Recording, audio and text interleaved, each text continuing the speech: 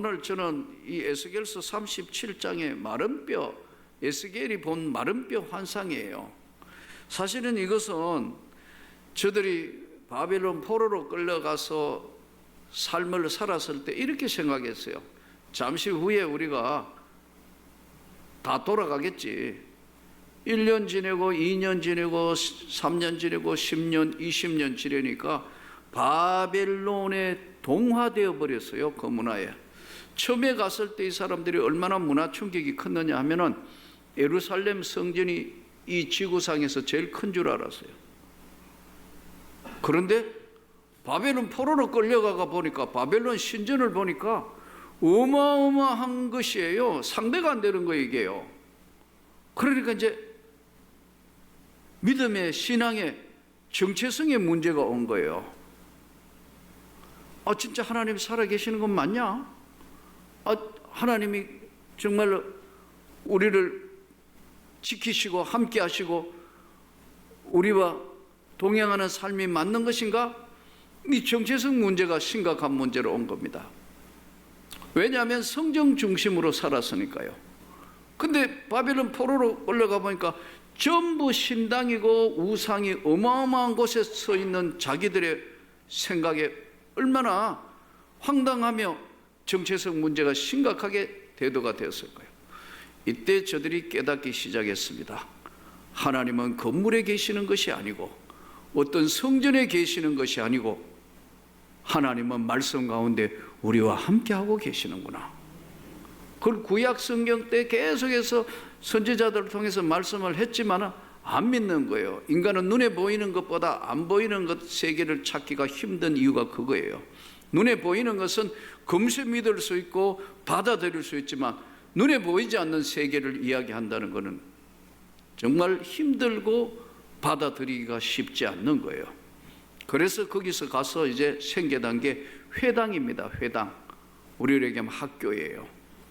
회당에서 이제 자녀들에게 철저히 성경을 가르친 거예요.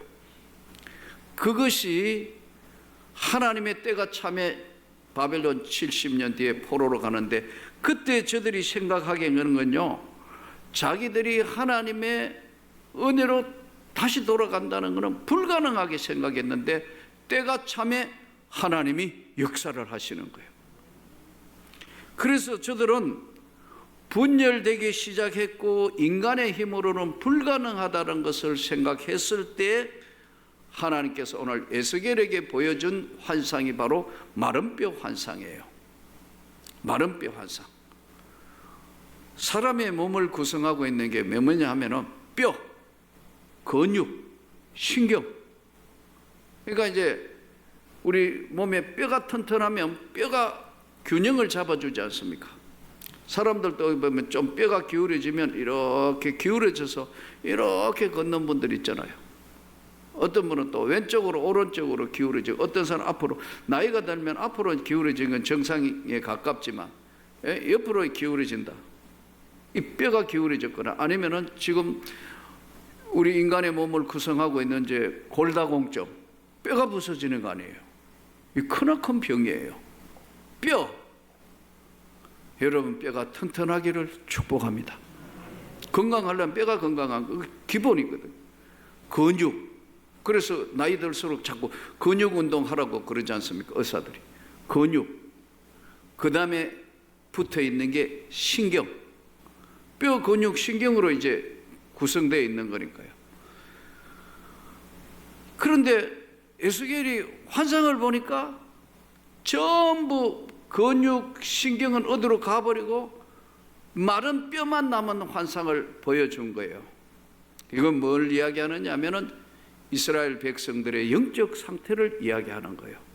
이 마른 뼈들에게 여호와께서 권능으로 내게 임재하시고 그의 영으로 나를 데리고 가서 골짜기 가운데 두셨는데 거기 뼈가 가득하더라. 뼈가 심이 많았더라. 이 뼈들이 과연 살 수 있겠냐? 이 뼈들이 과연 살 수 있겠냐? 이렇게 물으세요. 그러시면서 또 내게 이르시되 너는 이 모든 뼈에게 대언하여 이르기를 너희 마른 뼈들아 여호와의 말씀을 들을지어다. 마른 뼈들을 향해서 이제 말씀을 전하는데, 여기 오늘 본문에 가장 중요한 게 두 가지가 나오는데, 하나는 생기, 하나는 대언. 하나님의 말씀을 대신해서 지금 전하는, 대언하는 생기와 말씀. 생기라는 말은 무슨 말이냐면 인간의 생명의 가장 중요한 숨, 호흡, 영, 이게 생기예요. 하나님의 신이 생기야. 하나님의 신이라는 것은 바로 영, 그리고 바람, 이걸 르아흐라고 그러는데, 이것은 하나님의 영, 성령, 뼈밖에 없는데요, 하나님의 영이 확 들어가니까, 생기가 들어가니까 이 뼈들이 다시 붙고 서로 위치를 찾아가면서 다시 살아나는 모습을 보여주는 게 오늘 본문이에요. 9절, 또 내게 이르시되 인자야 너는 생기를 향하여 대언하라. 생기에 대하여 대언하여 이르시기를 주 여호와께서 이같이 말씀하시기를 생기야 사방에서부터 와서 이 죽음을 당한 자에게 붙어서 살아나게 하라 하셨다 하라. 생기야, 이 생기가 없으면 삶의 의미가 없는 거예요. 에너지가 없는 거예요.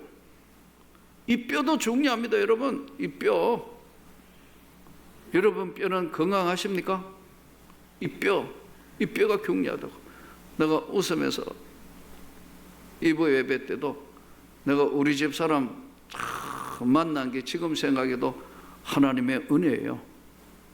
저는 해외를 나갔다가, 학교 선생했다가 해외를 나갔다가 참 삶에 너무너무 지친 데다가 힘들고 어려워서 한번 삶을 포기할 뻔한 그 시간까지 갔어요. 그러다가 시골 학교에 가서 아내를 만났어요.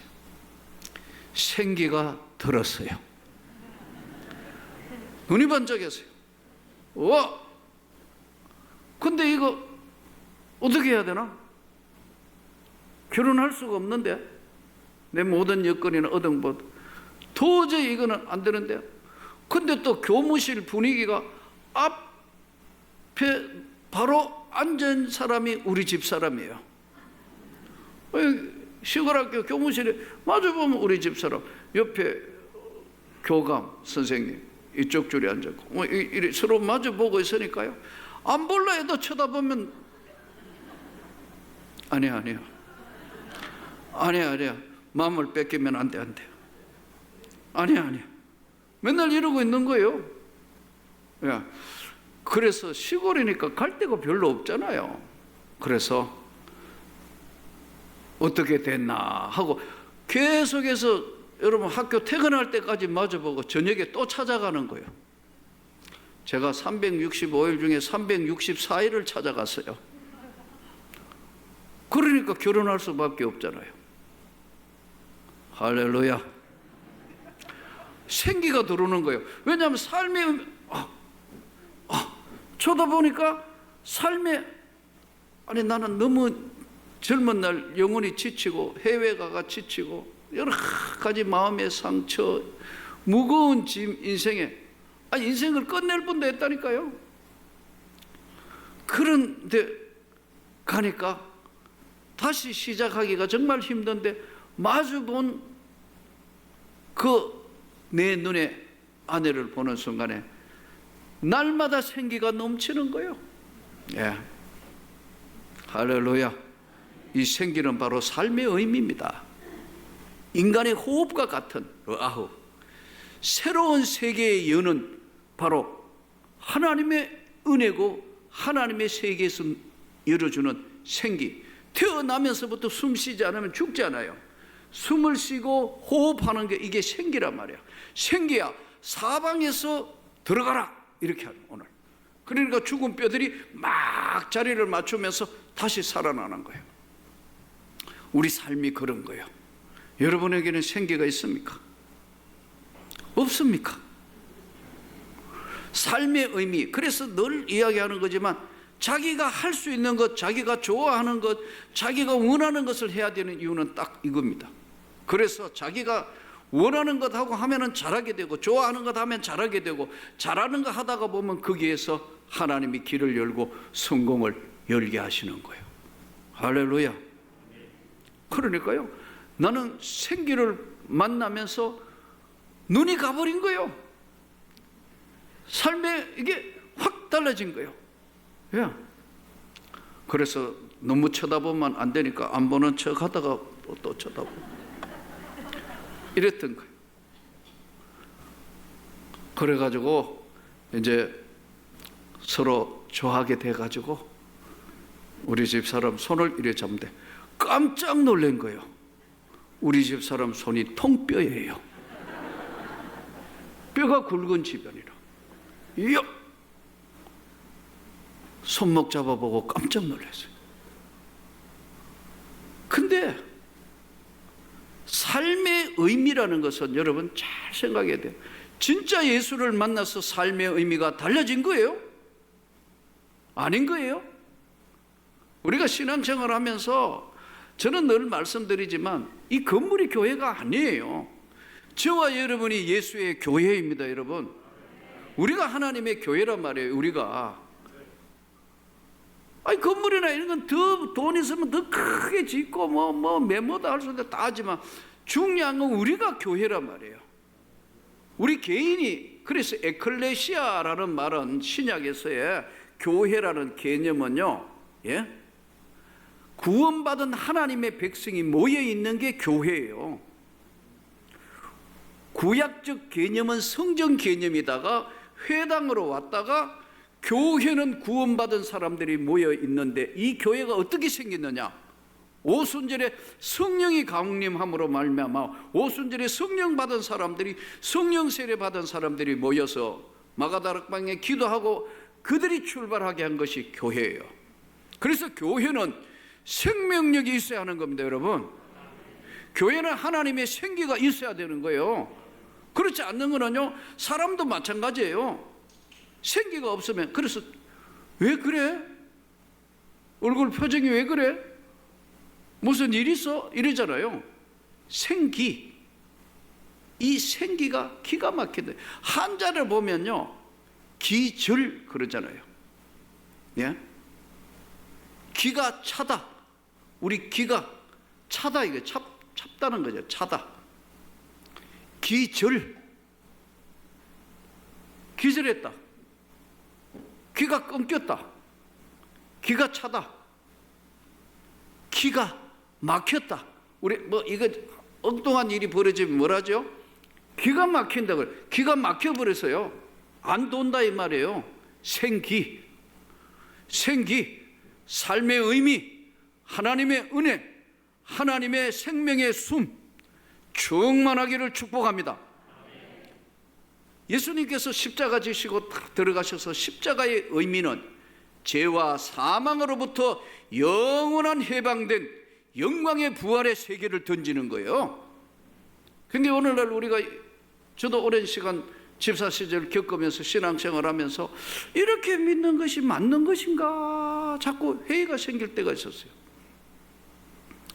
그런데 분명히 알아야 할 것은 예수 그리스도를 정말로 만나서 그 바른 신앙생활의 은혜의 세계는요 생기의 역사, 성령의 역사예요.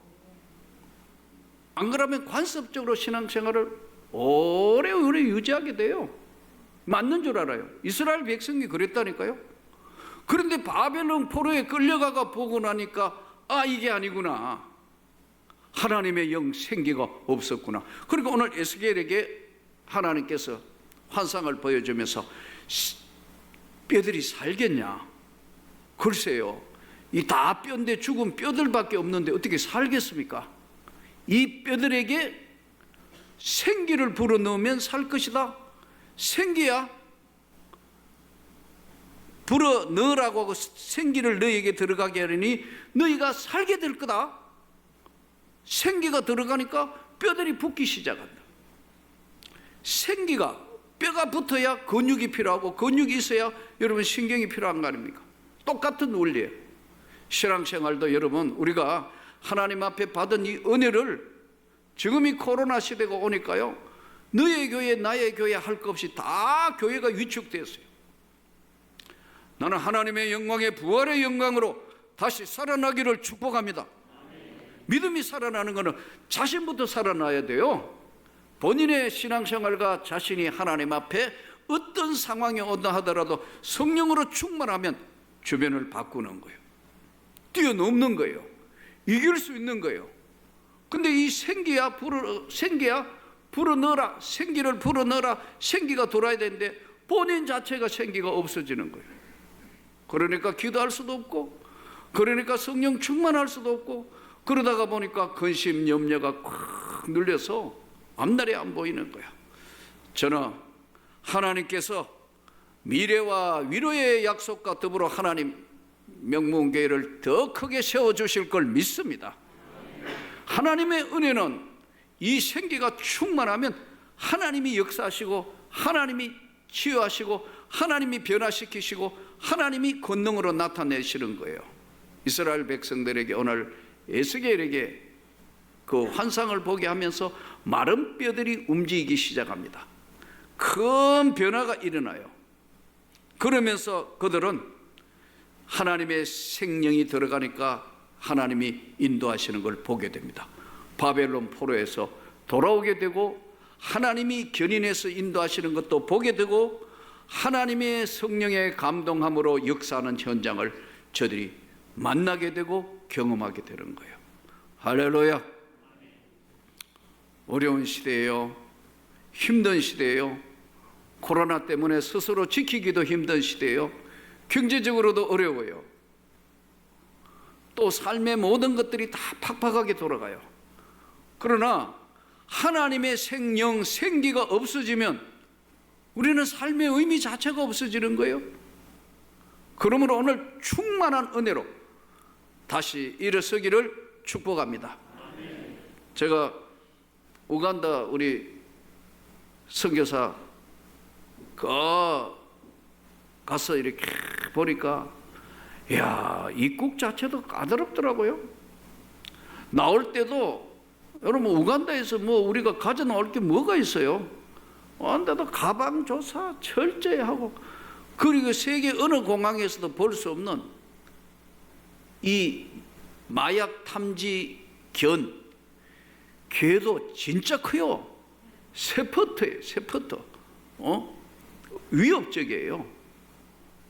그런데 이것도 안 해서 이거 개들이 이게 함부로 사람 못 물도록 이게 개에게 입에 마스크 하는 거 있었는데 그것도 안 한 거예요. 그러니까 불안하게 짝이 없어요.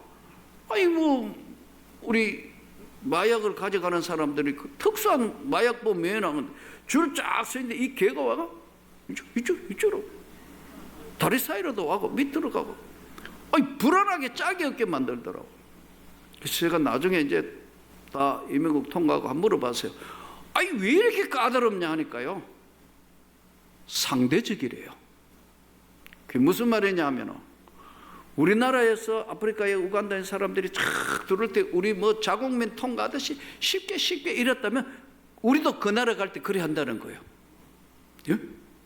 아프리카에 왔으니까 왜 왔냐 뭐냐 하니까 상대적이라는 거예요. 항상 외교는 세상 것은 항상 모두가 상대적이에요. 그러나 하나님의 역사는 상대적인 게 아니고 절대적이에요. 믿음을 지키고 어려운 시간을 통과하면, 분명히 말씀드리는데 여러분에게 축복이 있어요. 상상할 수 없는 축복을 하나님이 분명히 주신다니까요. 근데 안 믿는 거예요. 그래서 하나님께서 뭐라고 하냐면, 에스겔이 이거 마른 뼈 환상 보고 못 믿으니까 너가 대신해서 말씀을 전해보라. 대언하라는 거예요. 대언하니까, 그러므로 너는 대언하여 그들에게 이르시기를, 주 여호와께서 말씀하시기를, 내 백성들아, 내가 너희 무덤을 열고 거기서 나오라. 믿으라 이거예요. 아멘. 믿고 너희가 갇혀 있는 무덤에서 나와서 항상 상대적인데 상대적이 아닌 절대적인 능력과 힘을 한번 받아보라는 거예요. 이게 생기에 오늘 주시는 말씀이에요. 주님이 십자가를 지셨어요. 주님이 지신 십자가를 보는 인간의 눈으로 보면 왜 십자가에 달려서 그런 고통과 다 하지만 십자가 없는 부활의 영광은 없다니까요. 십자가가 바로 죄와 저주와 사망으로부터 다 제사함을 주시고 영광의 나라의 부활로 주님이 우리를 초대하기 위한 바로 부활의 이 영광을 위해서 고난도 받아야 하리라. 주의 말씀은요, 너희가 믿는 대로 영광을 보게 될 것이다. 저들은 삶을 살면서 아이고 지치고 너무 힘들고 어려워서 자신들의 삶을 포기할 지경에 있는 저들을 향한 선지자였던 에스겔에게 한번 봐. 마른 뼈들이 어떻게 될 것이냐. 생기를 한번 불어 넣어보면 어떨까? 생기가 하나님의 영, 하나님의 생기가 들어가니까 뼈들이 맞춰지기 시작하고 새로운 변화가 일어나기 시작하고 말씀을 대언하니까 그 말씀을 믿으니까 하나님의 약속이 이루어지는 겁니다. 사랑하는 성도 여러분, 우리 교회뿐만 아니라 지금 한국 교회가 전체가 다 위기를 만났어요. 힘들어요. 우린 또 더 기도하고 더 하나님 앞에 구해야 될 기도의 제목도 교회가 가지고 있어요. 저는 오늘 이 어려운 시기에 하나님의 넘치는 역사와 권능이 우리와 함께하기를 축복합니다. 아까 말씀드린 우리 우간다에 파송한 우리 선교사 선교 지역에 가보니까 좀 편안하게 있으라고 그래도 수도에 있으라고 캄팔라에 있으라 했는데 참 멀리 시골 외딴 데로 갔어요. 거기 우리 한국 선교사 2가정밖에 없어요. 근데 보니까 이건 또 치안도 불안하네요. 그 제가 그랬어요. 제발 좀 편안한 데 좀 안전한 데 가가 편안한 데 아니지만 안전한 데라도 있어라. 이 불안해서 담임 목사가 불안해서 못 살겠다. 그래서 좀 안전지대에 가 있었어요. 그런데 참 이거 뭐 강도도 출연하지요. 별것 다 있는데 참 보면서 너무너무 사역하는 거 보면서 더 기도해야 되겠구나, 더 구해야 되겠구나. 근데 그 앞으로 나오가 보니까 한 마을의 중심부에 큰 공장, 고아원 뭐 다 있더라고. 학교 다 있어요. 근데 미국 선교사 하나가 와가 그 지역에 보면서 너무 가슴 아프니까 그 부부가 30년 40년 전에 거기 와서 헌신을 했는데 지금은 어마어마한 것을 이루었어요. 사랑하는 성도 여러분, 우리 주님은 우리에게 미래와 희망을 주신다는 것을 깨닫고 부활의 영광에 이르도록 최선을 다하는 저와 여러분이 되시기를 주의 이름으로 축복합니다.